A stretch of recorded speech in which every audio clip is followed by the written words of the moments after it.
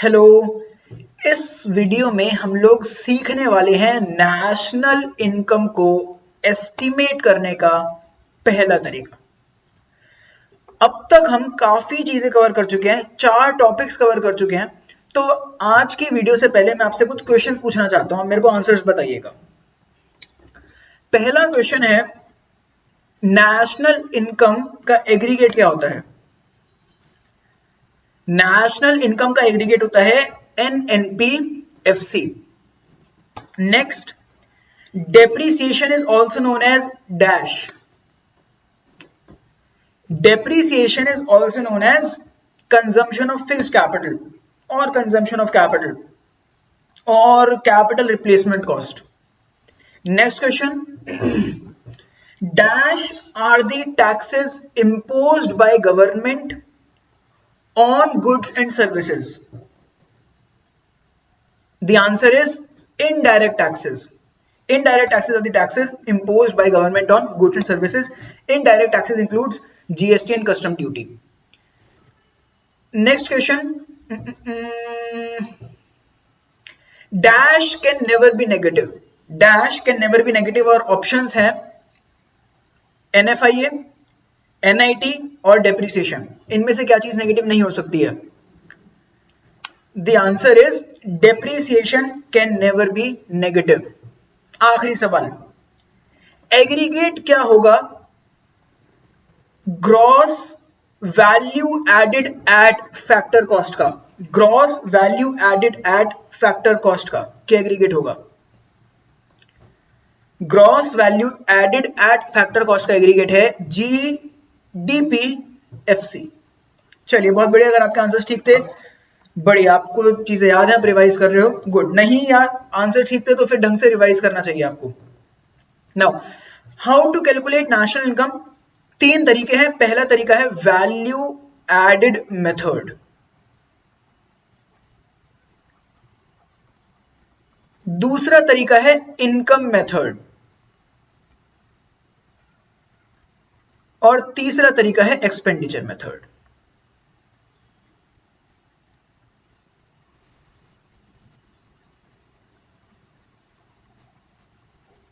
देखो, अब हम वैल्यू एडेड मेथड तो आज सीखेंगे, आपको नाम भी याद हो जाएंगे। वैल्यू एडेड मेथड तो आपको इस वीडियो में अच्छे समझ आ जाएगा। दूसरा मेथड क्या है? Income method. हम चैप्टर क्या कर रहे हैं? नेशनल इनकम, तो इनकम इनकम इनकम मेथड। तीसरा क्या है? इनकम का उल्टा, expenditure method. Value added method, income method, expenditure method.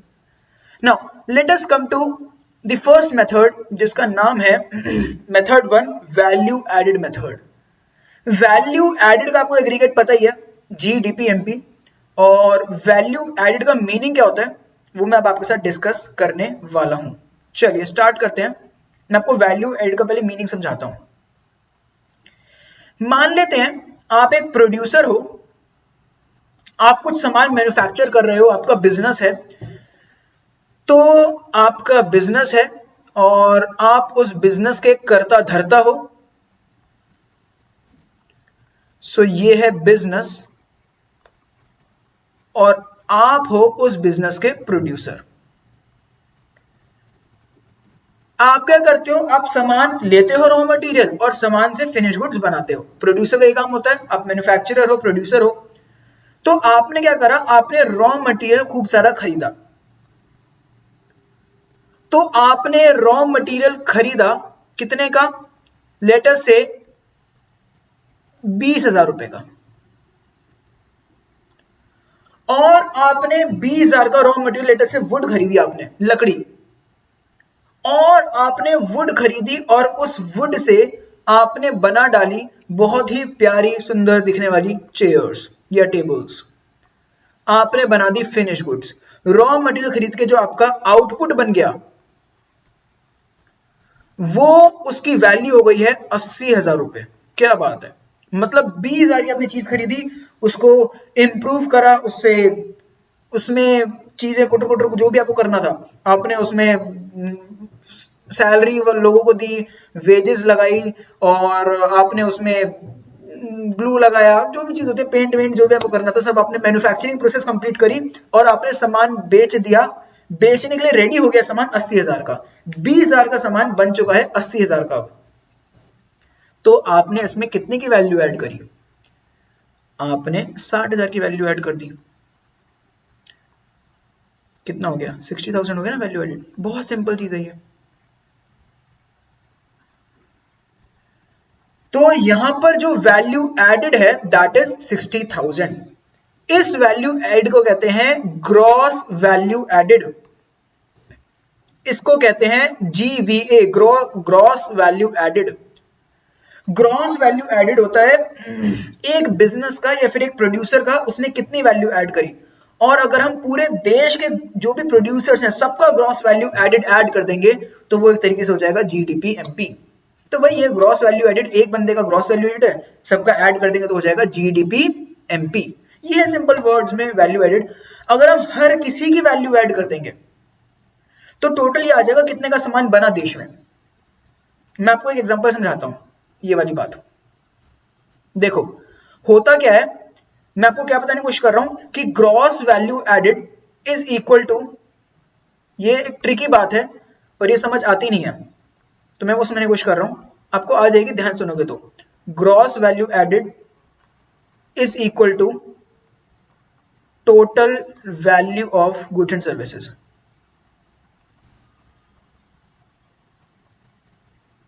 मैं आपको एग्जांपल समझाऊंगा इस बात को, ये मैं समझने की कोशिश कर रहा हूं, ठीक है। आपको वैल्यू एड का मतलब समझ आ गया और मैं आपको बता रहा हूं कि ग्रॉस वैल्यू एडेड से टोटल गुड्स एंड सर्विस की वैल्यू कैसे आ जाती है। देखो जैसे मान लेते हैं जो भी सप्लाई चेन होती है ना, उसमें एक बंदा तो होता नहीं है, कई सारे बंदे होते हैं। ए है, बी है, सी है और फाइनली लेटर से डी है कस्टमर। ऐसा होता है ना, होलसेलर होता है, पहले मैन्युफैक्चरर होता है, फिर होलसेलर होता है, फिर रिटेलर होता है, फिर कस्टमर होता है, ऐसा है। तो हमारे इस ए ने सामान कुछ भी नहीं खरीदा, ये बेसिकली जंगल में रहता है ए, और ये जंगल से इसने लकड़ी काटी। अब ऊपर वाले एग्जांपल का नीचे वाले एग्जांपल से कोई लेना देना नहीं है। तो ए ने जंगल में रहता है, वो उसने कुछ भी खरीदा नहीं, उसने कच्चा सामान लिया, लकड़ी काटी और उसने बेच डाला बी को। तो उसने उसी लकड़ी में वैल्यू ऐड कर दी। उसने जब वो बेचा तो उसने वो बेचा लेटर से 500 रुपए का। अब बी ने क्या करा, उसी लकड़ी को इंप्रूव करा, उससे चेयर बनाई और उसने उसको आगे बेच दिया लेटर से 800 का।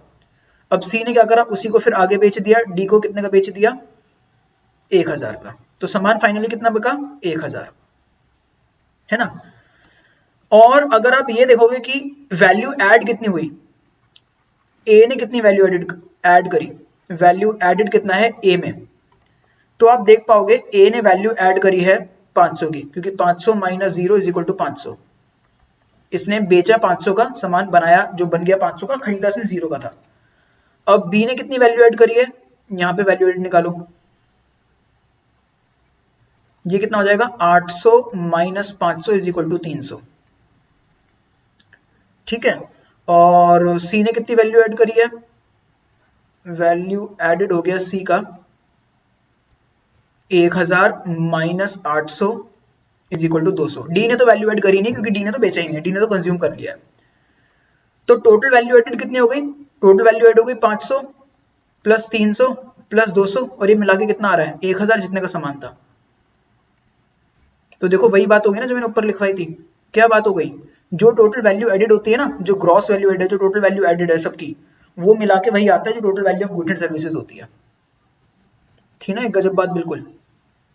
ये थोड़ी सी सर के ऊपर से जाने वाली बात थी, बट मेरे को पूरी उम्मीद है कि आपके बात सर से ऊपर नहीं गई है, क्योंकि आपको एग्जांपल समझ आ गया होगा कि जो भी एक एक बंदा वैल्यू ऐड कर रहा है वो मिला के वही आ जाएगा जितने का सामान था टोटल 1000 का।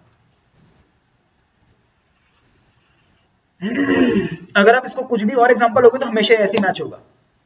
तो आपको वैल्यू एडेड का मतलब समझ आ गया है। वैल्यू एडेड का मतलब होता है value of output minus intermediate consumption. मैं इसी को लिखवा देता हूं, अभी जैसे जैसे मैं लिख रहा हूं वैसे वैसे लिखना, यहाँ पे थोड़ी सी लाइन छोड़ना और यहाँ पे ऊपर लिखना वैल्यू एडेड।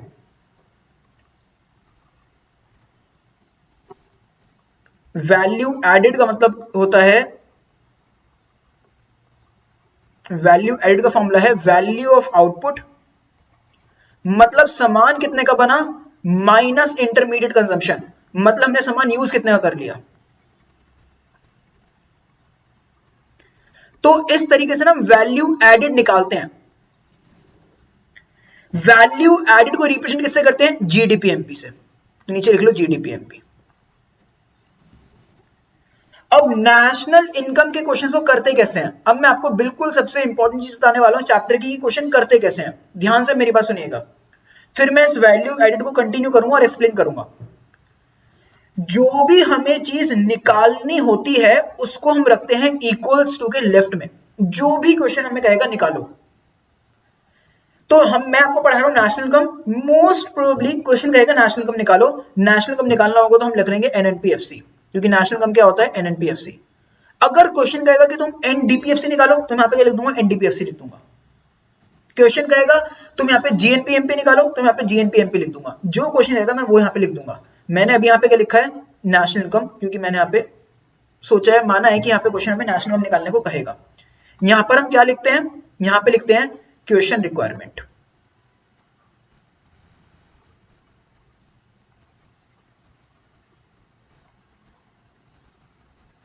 मैंने यहां पर एनएनपीएफसी अज्यूम कर लिया, क्योंकि आप समझ रहे होंगे क्योंकि एनएनपीएफसी चैप्टर है हमारा। यहां पर आता है राइट साइड पर आता है इक्वल्स टू के, हमेशा जीडीपीएमपी वैल्यू एडेड मेथड में, क्योंकि वैल्यू एडेड जीडीपीएमपी होता है। देखो जो भी हम निकालना चाहता है ना क्वेश्चन, जो हमें कह रहा है कि तुम निकालो, वो हम निकाल नहीं सकते डायरेक्टली, हम जीडीपीएमपी निकाल सकते हैं, क्योंकि हम वैल्यू एडेड मेथड पढ़ रहे हैं और वैल्यू एडेड का मतलब जीडीपीएमपी होता है, तो हम वैल्यू एडेड जरूर निकाल सकते हैं। तो हम क्या करते हैं, हम वैल्यू एडेड निकालते हैं, उसको यहां पर रख देंगे। इस इक्वेशन को कंप्लीट कर लेते हैं, जो ऊपर वाली इक्वेशन है, और वो इक्वेशन क्या है, यहां पर आप कंप्लीट करोगे तो बिल्कुल वैसे ही है जैसे हमने फर्स्ट वीडियो में सीखा था। यहां पर ग्रॉस वैल्यू बड़ी है तो यहां पर आ जाएगा माइनस डेप्रिसिएशन, फिर यहां पे डोमेस्टिक वैल्यू छोटी है, तीनों में डिफरेंस है यहां पर एन एन और एफ सी, फिर हम यहां पे से कंप्लीट कर लेते हैं minus depreciation plus N F I A और माइनस एन आई टी। जो भी हमें क्वेश्चन पूछेगा वो हम रखेंगे लेफ्ट में, राइट में रखेंगे जीडीपी एमपी हमेशा,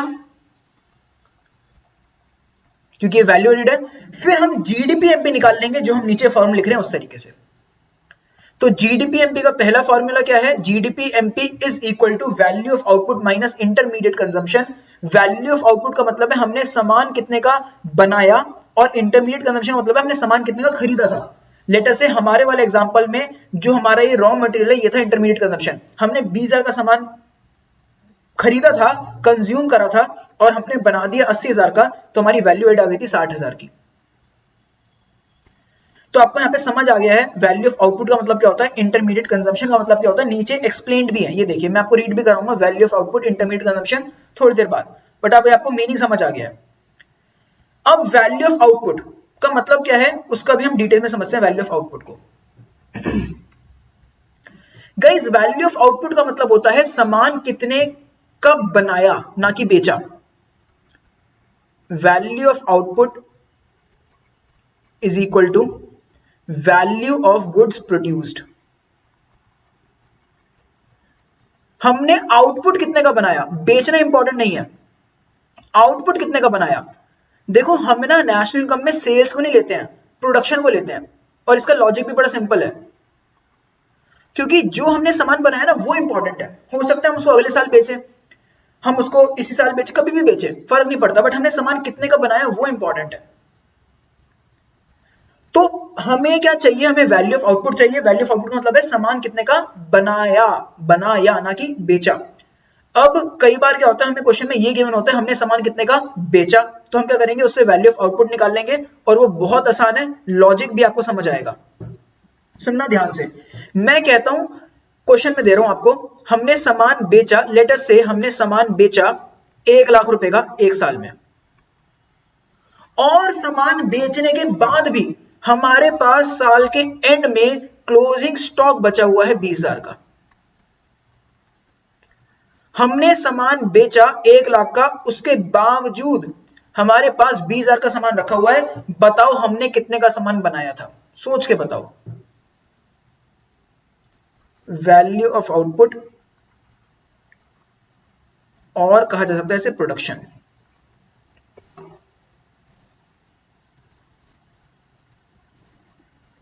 हमने कितने का सामान प्रोड्यूस करा था, हमने सामान बेचा 1,00,000 का, 20,000 का सामान अभी भी रखा हुआ है। सीधी सी बात है ना, हमने 1,20,000 का सामान बनाया होगा, क्योंकि 1,00,000 का जब बेच दिया उसके बाद भी 20,000 का रखा है, मतलब ज्यादा बनाया होगा। 1,20,000 का सामान हमने बनाया होगा, उसमें से 1,00,000 बेच दिया, तभी तो 20,000 रुपए का सामान और भी रखा हुआ है। लॉजिकल बात है। क्लोजिंग स्टॉक को भूल जाओ, ओपनिंग स्टॉक की बात करो बस। मान लेते हैं हमने 1,00,000 का सामान बेचा, हमारे पास स्टार्टिंग में ही रखा हुआ था 30,000 का सामान। क्लोजिंग स्टॉक को इग्नोर करना for the time being.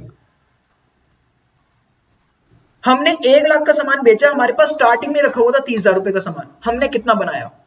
Closing stock कुछ नहीं है, हमने 70,000 बनाया होगा, माइनस करेंगे क्योंकि वो स्टार्टिंग में ही रखा हुआ था, मतलब पिछले साल बनाया होगा, तो इस साल से माइनस कर दो। ओपनिंग स्टॉक को माइनस करते हैं, तो इसीलिए ओपनिंग स्टॉक माइनस होता है। इसका लॉजिक भी बहुत सिंपल है। इसका लॉजिक क्या है कि हमारा ओपनिंग स्टॉक हमने पिछले साल बनाया होगा, तो इस साल से इसको माइनस कर दो, तो क्लोजिंग स्टॉक ऐड होता है सेल्स में और ओपनिंग स्टॉक माइनस होता है। इसका मतलब ये है हमने नेट इस बार बनाया होगा 90,000 रुपए का सामान। सोच के देखो, 90,000 से चीजें कनेक्ट भी होंगी आपको। हमने सामान इस बार कितना बनाया? 90,000 का। इस बार स्टार्टिंग में कितना रखा था? 30,000 का। बनाया कितना? 90,000। स्टार्टिंग कितना रखा है? 30,000। टोटल कितना हो गया? 90 plus 30 that comes out to be 1,10,000। उसमें से बेच कितना दिया? 1,00,000। 1,20,000 होगा। 1,20,000, 90,000 प्लस 30,000, टोटल सामान कितना हो गया? 1,20,000 का। उसमें से बेच कितना दिया? 1,00,000 का। तो क्लोजिंग कितना बच गया? 20,000 का। चीजें बिल्कुल कनेक्ट हो रही है ना, बिल्कुल सिंक में आ रही है चीजें। आपको समझ आ रहा होगा कि हाउ थिंग्स आर वर्किंग। तो अगर कभी आपको वैल्यू ऑफ आउटपुट गिवन ना हो और सेल्स गिवन हो और ओपनिंग और क्लोजिंग स्टॉक गिवन हो, तो आप इस तरीके से वैल्यू ऑफ आउटपुट निकाल सकते हो। किस तरीके से? आप क्या करोगे, बेसिकली सेल्स में क्लोजिंग स्टॉक को ऐड कर दोगे और ओपनिंग स्टॉक को माइनस कर दोगे। यही चीज को हम ऊपर भी लिख लेते हैं। ये देखिए, यहां पर हम लिख लेते हैं वैल्यू ऑफ आउटपुट, हमने यहां तक लिख लिया था। अब वैल्यू ऑफ आउटपुट मेरे साथ साथ लिखिए। वैल्यू ऑफ आउटपुट की वैल्यू लिख लीजिए, फॉर्मूला लिख लीजिए। Value of output equals sales plus closing stock minus opening stock. मैं आपको फिर से फटाफट से रिवाइज कराता हूं, मैंने आपको क्या बताया। जो भी हमें क्वेश्चन की रिक्वायरमेंट होगी उसको रखेंगे इक्वल्स टू के लेफ्ट साइड पर। राइट साइड पर वैल्यू एडिड मेथड में हमेशा आएगा जीडीपीएमपी, क्योंकि वैल्यू एडिड को जीडीपीएमपी कहते हैं। इक्वेशन कंप्लीट करेंगे जैसे कि आपने सीखे है लेक्चर नंबर 1 में। फिर वैल्यू एडिड और जीडीपीएमपी का फॉर्मूला है value of output minus intermediate consumption. हमने कितने का सामान बनाया माइनस कितने का सामान यूज करा था हमने, दोनों का डिफरेंस आ जाएगा, हमने कितने वैल्यू ऐड करा। फिर हमने कितने का सामान बनाया वो निकल जाएगा, हमने कितना सामान बेचा, कितना सामान बेचा प्लस हमारे पास अभी भी कितना सामान रखा है क्योंकि वो अभी हमने बनाया होगा, माइनस कितना सामान हमारे पास पहले ही रखा था ओपनिंग स्टॉक में क्योंकि वो सामान हमने पिछले साल बनाया होगा। Stock is also known as inventory. अगर कभी एग्जाम में इन्वेंट्री आ जाए दैट इज स्टॉक। स्टॉक को इन्वेंट्री भी कह सकते हो, ओपनिंग इन्वेंट्री क्लोजिंग इन्वेंट्री भी ऐसे कह सकते हैं। और आखिरी चीज इसमें यह है closing stock minus opening stock. जो ये वाली वैल्यू है closing stock minus opening stock जो आपको दिख रही है फॉर्मूले में, इधर closing stock minus opening stock, ऊपर वाले में इसको कहते हैं चेंज इन स्टॉक। अगर कभी क्वेश्चन कहेगा स्टॉक में चेंज कितना हुआ, मतलब वही है closing stock minus opening stock. For example अगर हमारा स्टार्टिंग में स्टॉक था, इस वाले एग्जांपल में देखिए हमारा स्टार्टिंग में स्टॉक है 30,000, एंड में कितना है 20,000, तो चेंज कितना हो गया, माइनस का 10,000 हो गया ना, 10,000 कम हो गया। स्टॉक 10,000 से कम हो गया 30,000 और 20,000 हो गया, अब तो माइनस 10,000 हो गया। तो यहाँ पे चेंज इन स्टॉक कितना हमारे एग्जांपल में minus 10,000। So closing stock minus opening stock is change in stock. तो यहां पर मैंने आपको वैल्यू एडेड मेथड के फॉर्मूले लिखवाए हैं और इनका लॉजिक भी बताया है, और अगर आपको थोड़ी बहुत अभी भी प्रॉब्लम है, टेंशन नॉट, नीचे रीड भी करेंगे, प्रॉब्लम सॉल्व हो जानी है। वैल्यू एडेड, इन सब टर्म्स को एक्सप्लेन करा गया है। मैं स्टार लगाता हूं, किन किन टर्म्स को नीचे एक्सप्लेन करा गया है आपने नोट्स में देख पाओगे। वैल्यू एडेड को नीचे एक्सप्लेन करा गया है, इंटरमीडिएट कंजम्पशन एक्सप्लेन करा गया है, और कुछ खास एक्सप्लेन करने लायक है नहीं। बाकी तो कॉमन सेंस की बात है ना, सेल्स को क्या एक्सप्लेन करेंगे, क्लोजिंग स्टॉक ओपनिंग स्टॉक को एक्सप्लेन करने की जरूरत है नहीं, बस इन चीजों को एक्सप्लेन करा गया है। और सेल्स के रिगार्डिंग भी एक इंपॉर्टेंट पॉइंट बताया गया है जो आपको याद रखना है। ठीक है, तो चलिए रीड करा जाए इसे।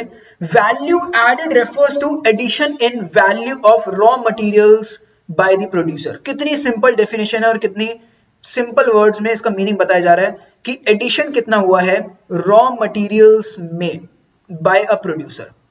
Example, a seller purchases raw material for rupees 5000 and sells the same for rupees 8000, value added is rupees 3000। 5000 की चीज को अगर तुम 8000 में बेचोगे तो वैल्यू एड आ जाएगा आपका 3000। Intermediate consumption refers to the value of inputs used in production process. तो जितना आपने रॉ मटेरियल या फिर इनपुट्स यूज करे हैं अपने सामान को प्रोड्यूस करने में, मैन्युफैक्चर करने में, दैट इज इंटरमीडिएट कंजम्पशन। नाम से को मीनिंग क्लियर होता है ना, इंटरमीडिएट का मतलब होता है पहले जो फाइनल पे नहीं है, कंजम्पशन मतलब है यूज करा, तो आपने सामान बनाने से पहले जिन चीजों को यूज करा। इंटरमीडिएट कंजम्पशन इंक्लूड्स जो भी हमारे खर्चे हैं, जैसे मेनली इसमें आता है रॉ मटेरियल, सामान को बनाने में और बिजली का यूज हुआ, पावर, फ्यूल का यूज हुआ, मशीन्स में फ्यूल करता है, वो सब जो भी चीजें यूज होती हैं। Value added method is also known as product method. अब सवाल ये उठता है, प्रोडक्ट का मतलब होता है मल्टीप्लाई, अब वैल्यू एडेड का मल्टीप्लाई से क्या लेना देना है? मोस्ट ऑफली आपने इसको आइडेंटिफाई कर लिया होगा कि यहाँ पे प्रोडक्ट का मतलब मल्टीप्लाई नहीं है, प्रोडक्शन है, और वैल्यू ऑफ आउटपुट का डायरेक्टली लेना देना है प्रोडक्शन से, क्योंकि हम सामान प्रोड्यूस करते हैं इस मेथड में ना, हम ये देख रहे हैं सामान कितने का बनाया, तो that is why it is production method और product method. It is also known as inventory method, क्योंकि यहाँ पे स्टॉक इन्वॉल्व है, क्लोजिंग स्टॉक, ओपनिंग स्टॉक, हम देखते हैं स्टॉक कितने का खरीदा, कितने का बेचा। It is also known as net output method, net output हमारा कितना बचा, हमने सामान आउटपुट बनाया लेटेस्ट से ऊपर वाले एग्जांपल में 8000 का, खरीदा था 5000 का, तो नेट आउटपुट हो गया 5000 3000 का। तो नेट आउटपुट कट कटा के आउटपुट कितने का हमने वैल्यू एक तरीके से ऐड करी है। फिर अगली चीज आती है, कई बार आपको सेल्स के बारे में एक चीज मिसिंग होती है, तो यहां पर एक्चुअली वैल्यू ऑफ आउटपुट नहीं होना था, ये टाइपिंग एरर है, आप इसको चेंज कर लीजिए, यहां लिख लीजिए sales. Sales can also be calculated as really simple units sold into selling price.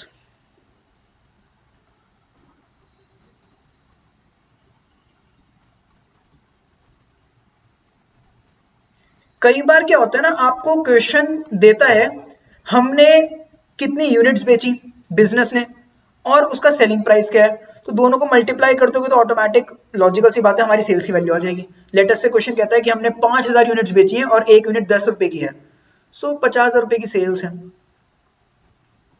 ये था हमारा वैल्यूएट मेथड। आपको इन चीजों का लॉजिक समझ आ जाना चाहिए, आपको चीजें अच्छे से लर्न हो जानी चाहिए। अगले लेसन में मैं कुछ इसके क्वेश्चंस कराऊंगा क्लास में, तो आपको समझ आएगा वो यूज कैसे करते हैं। आपका होमवर्क ये है कि आप अगले लेसन से पहले इन फॉर्मूले को बाय हार्ट लर्न करके आओगे और इनको 2-3 बार नोटबुक में प्रैक्टिस भी करना लिख के। अगर ये चीज आपको लर्न नहीं होगी तो फिर प्रॉब्लम हो जाएगी, ठीक है, तो फिर आपकी क्वालिटी उतनी अच्छी नहीं होगी, पढ़ाई कॉम्प्रोमाइज हो जाएगी वो चीज। ये चीज आपको लर्न होनी चाहिए, फिर अगले लेक्चर में आपको इसके बारे में, इसकी इंप्लीमेंटेशन के बारे में और सीखने को मिलेगा कि how to actually use these formulas to use this फॉर्मूले टू सॉल्व द क्वेश्चंस। चलिए, तो इस वीडियो में इतना ही। I will see you in the next video. Bye bye.